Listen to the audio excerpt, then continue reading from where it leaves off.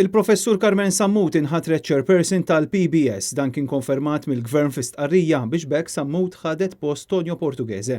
Jidher li dawn il-manuvri xejn ma niżlu tajjeb ma dawk kollha li jaħdmu fix-xandir nazzjonali u jikkonfermaw dak illi ilu jingħata għal diversi xhur li Kastilja ħadet kontroll assolut fuq l-operat kollu tal-istazzjonijiet li għaw taħt il-kappa tal-Public Broadcasting Services. Tantu hekk li l-Gvern wasal biex anke tajjar lil Portuguese wara snin twal ta' servizz u esperjenza biex beda bil-mod jitwettaq dak li s-sorsi tagħna sejħulu il-pjan li kien ħabbar Manuel Kuxkiri fuq ir-Radju Laburista. L-attenzjoni li tkun ukoll fuq il-Kamra tal-Aħbarijiet.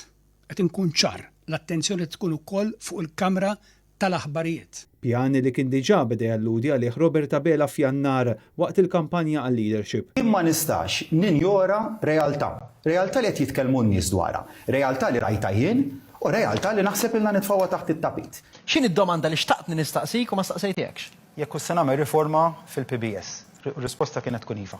Apparti Carmen Sammut, id-diretturi l-ġodda tal-bord tal-PBS se jkunu Maria Brown, Ray Calleja, Jeremy Camilleri, Engelbert Grech, Albert Marshall, Marta Sportelli, Oliver Cicluna u Adriana Zarpadami.